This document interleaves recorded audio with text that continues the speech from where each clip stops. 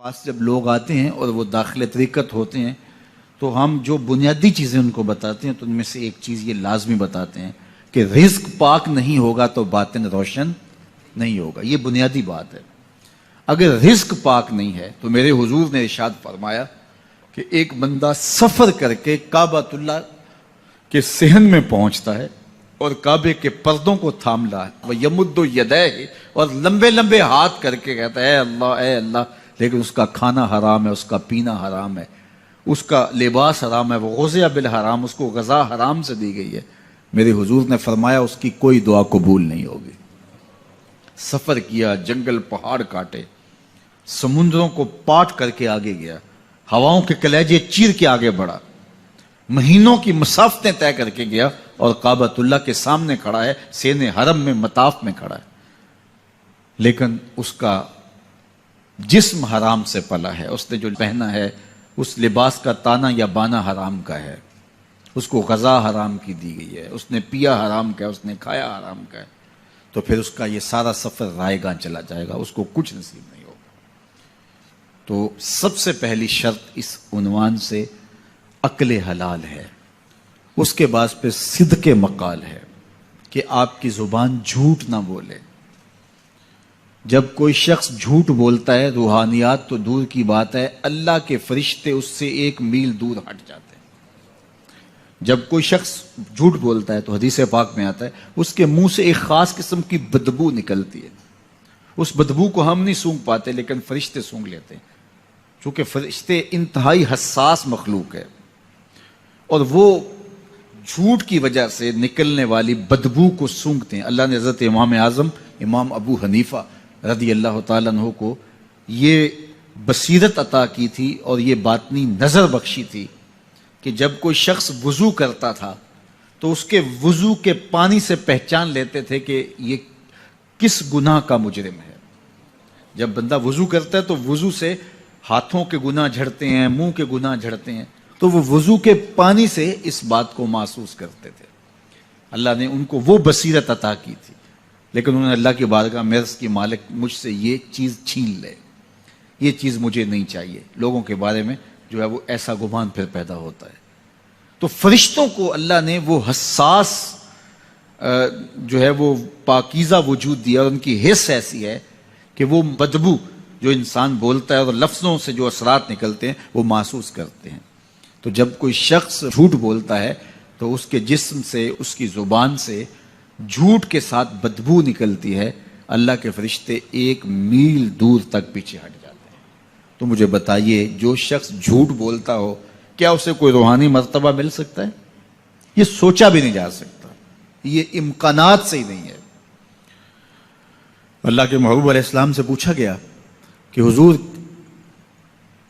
کوئی مسلمان, کوئی مومن کیا بزدل ہو سکتا ہے؟ فرمایا نہیں, وہ بہادر ہوتا ہے, لیکن ہو سکتا ہے کبھی اس سے بزدلی بھی سرزد ہو جائے. انسانی کمزوری ہے, کبھی انسان بہت طاقت میں ہوتا ہے اور کبھی انسان کمزور بھی پڑ جاتا ہے. فرمایا ہو سکتا ہے کبھی اس سے ہو بھی جائے. پھر پوچھا کہ بخل کر سکتا ہے؟ فرمایا نہیں, مومن سخی ہوتا ہے لیکن ہو سکتا ہے کبھی اس سے بخل بھی ہو جائے. کبھی کبھی دولت اسے اچھی بھی لگنے لگ جاتی ہے, جس طرح فرمایا گیا کہ اولاد مبخلتن مجبنتن, یہ جو اولاد ہوتی ہے یہ بندے کو بخیل بھی بنا دیتی ہے اور بزدل بھی بنا دیتی ہے. جب اولاد نہیں ہوتی تو بندہ سخی بھی ہوتا ہے اور بندہ جو ہے وہ مشکل حالات میں بھی کود جاتا ہے, لیکن جب اولاد ہوتی ہے تو پھر مشکل حالات میں کودنے سے پہلے سوچتا ہے میرے بچے ہیں یتیم ہو جائیں گے. اس کو یہ خیال آتا ہے, پہلے ایسے مال لٹاتا ہے لیکن اولاد ہو جائے تو پھر وہ اولاد کا سوچتا ہے کہ ان کے لیے کچھ میں جمع کر لوں. تو اولاد فرمایا میرے حضور نے کہ مبخلہ و مجبنہ, یہ بخیل بھی کر دیتی ہے اور یہ کمزور اور بزدل بھی بنا دیتی ہے. تو مومن ہوتا بہادر ہے لیکن ہو سکتا ہے کبھی اس سے بزدلی بھی ہو جائے. مومن سخی ہوتا ہے لیکن کبھی ہو سکتا ہے اس سے بخل بھی ہو جائے. لیکن تیسرا سوال حضور سے پوچھا گیا کہ مومن جھوٹا ہو سکتا ہے؟ تو اس پہ 2 ٹوک کہا, نہیں جھوٹا نہیں ہو سکتا. یہ نہیں ہو سکتا کہ مومن ہو اور جھوٹا ہو, وہ سچ بولنے والا ہوگا.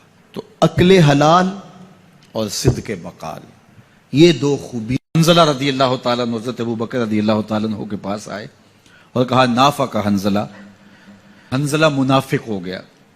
تو حضرت ابو بکر حیران ہوئے اور کہا کہ کیا ماجرا ہوا؟ کہا کہ حضور کے پاس ہوتے ہیں تو کیفیت اور ہوتی ہے، اور جب واپس آ جاتے ہیں تو پھر وہ کیفیت برقرار نہیں رکھ پاتے۔ یہی تو نفاق ہے کہ وہاں کیفیت اور ہے اور یہاں کیفیت اور ہے۔ تو حضرت ابوبکر صدیق رضی اللہ تعالیٰ عنہ نے فرمایا کہ یہ حالت تو میری بھی ہے، چلو حضور کے پاس چلتے ہیں۔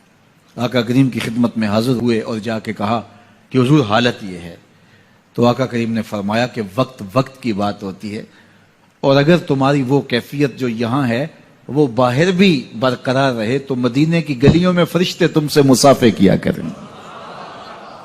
تو صحبت کا ایک رنگ اور صحبت کی اپنی ایک برکت ہوتی ہے، اس لیے اچھے لوگوں کی صحبت، اچھے استاد کی صحبت، والدین کی صحبت، اچھے دوستوں کی صحبت اور شیخ کی صحبت، یہ صحبت رنگ دیتی ہے۔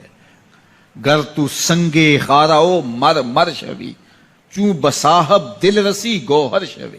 مولا رومی فرماتے ہیں اگر تو سخت پتھر ہے، سنگے خاراؤ مر مر شوی، چوں بصاحب دل رسی، کسی صاحب دل کی صحبت میں بیٹھ گوہر شوی، تو موتی بن جائے گا۔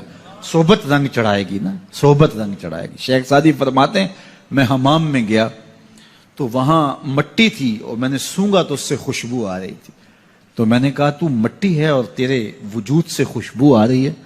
تو اس مٹی نے زبان حال سے جو جواب دیا وہ شیخ سعدی نے نظم کیا کہ اس مٹی نے کہا کہ میں ہوں تو مٹی لیکن چند دن تک پھول کے قدموں میں بیٹھی رہی ہوں۔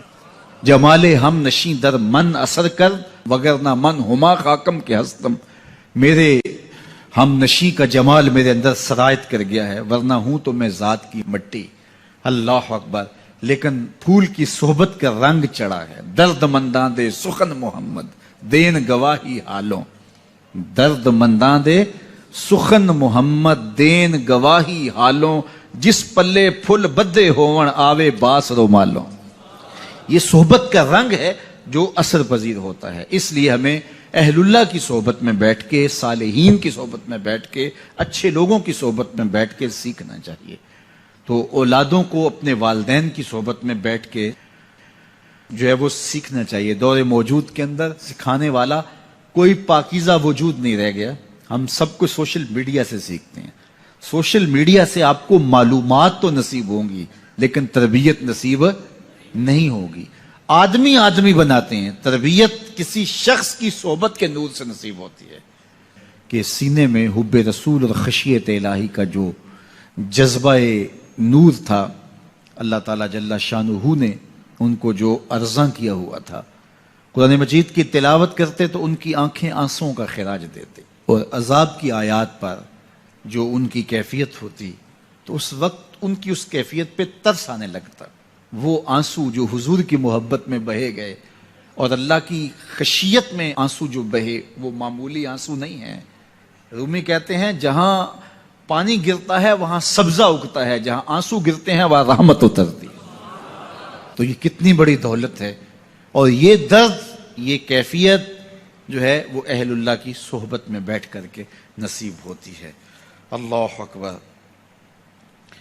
واز و تلقین ساری زندگی کا اڑنا بچھونا تھا، اور واز و تلقین میں اثر پذیری اپنے عمل کے نتیجے میں ہوتی ہے۔ انہوں نے اس قدر علمی اور دقیق نکتوں سے بھرے ہوئے خطاب نہیں کیے ہیں، سادی سادی باتیں کرتے تھے لیکن باتیں روحوں میں اترتی تھیں۔ ہم دیکھتے تھے کہ جمعۃ المبارک کے اجتماع کے اندر کبھی کبھی تو کیفیت ایسی ہوتی کہ وہ ہم بالکل اس وقت بچے تھے، وہ کیا کہا تھا انہوں نے اور اس کے نتیجے میں وہ کیفیت پیدا ہوئی یہ تو ہمیں یاد نہیں ہوتا، لیکن اس کیفیت کی اثر آفرینی روحوں میں اترتی، اور ہم چھوٹے بچے ہونے کے باوجود بھی جو ہے وہ عجیب اس کیفیت میں، اس رنگ میں ڈوب جاتے جو کہ پورے ماحول کے اوپر رنگ طاری ہوتا، اور لگتا ہوتا تھا، مجھے اچھی طرح یاد ہے، ایسا لگتا ہوتا تھا جس طرح مسجد کی دیواریں بھی رو رہی ہیں اور آنسو بہا رہی ہیں۔ یہ کیفیت جو ہے وہ اللہ تعالیٰ جل شانہ نے ان کے لہجے میں رکھی تھی، اور اللہ نے ان کی زبان پر وہ اثر کا رنگ رکھا ہوا تھا۔ عجز و انکساری، ایک عجز وہ ہوتا ہے کہ جو انسان کی صرف زبان پہ ہوتا ہے میں بڑا عاجز ہوں، لیکن وہ ہوتا نفس الامر میں متکبر ہوتا ہے۔ اس تکبر سے بچنا چاہیے کہ جو لفظوں کی حد تک عجز ہو لیکن رویہ اس کا متکبرانہ ہی ہو۔ لیکن میں نے ان کو حقیقی طور پہ عاجز پایا ہے. عجز اور انکساری ان کی طبع کا حصہ تھا. انہوں نے اپنے اوپر عجز کو مسلط نہیں کیا تھا. اپنے آپ کو عاجز رکھنے کی کوشش کرتے تھے، ایسا نہیں تھا. ہاں، اپنے آپ کو عاجز رکھنے کی کوشش یہ بھی محمود ہے، لیکن وہ اس کیفیت میں تھے کہ وہ فطرتاً طبعاً ان کی طبیعت میں انکساری تھی اور ان کی طبیعت میں عجز تھا. اور اللہ تعالیٰ جل شانہ کو عجز بہت پسند ہے. یہ باتیں میں آپ سے وہ کر رہا ہوں جو میرا صرف وجدان ہی نہیں کہتا، بلکہ جو میری آنکھوں نے جس کا مشاہدہ کیا ہے. اچھا، میرے والد گرامی رحمۃ اللہ تعالیٰ علیہ اللہ سے بہت زیادہ ڈرنے والے تھے. وہ ہمیں بار بار اس بات کی تاکید کرتے تھے کہ میری قبر پکی نہ بنانا اور کوئی عالی شان مزار نہ بنانا. اس بات پہ زور دیتے تھے کہ میرے بعد جو ہے وہ میری کرامات کو نہ بیان کرنا، ایسی گھڑنے کی کوشش بھی نہ کرنا. ہم نے اپنے والد گرامی کی قبر تو پکی نہیں بنائی، لیکن ان کے فکر کو پختہ کر کے تھاما ہے. ہم نے ان کا عالی شان مزار تو نہیں بنایا، لیکن یہ مرکز مصطفیٰ ان کے مزار نور پر جو کہ کچا ہے، رحمتوں کے نزول کا سبب اور ذریعہ ہے انشاءاللہ. تو قبر کچی ہے لیکن ان کا پیغام پختہ کیا. تو یہ بہت تاکید کے ساتھ وہ بات کیا کرتے تھے اور بڑے زور کے ساتھ یہ بات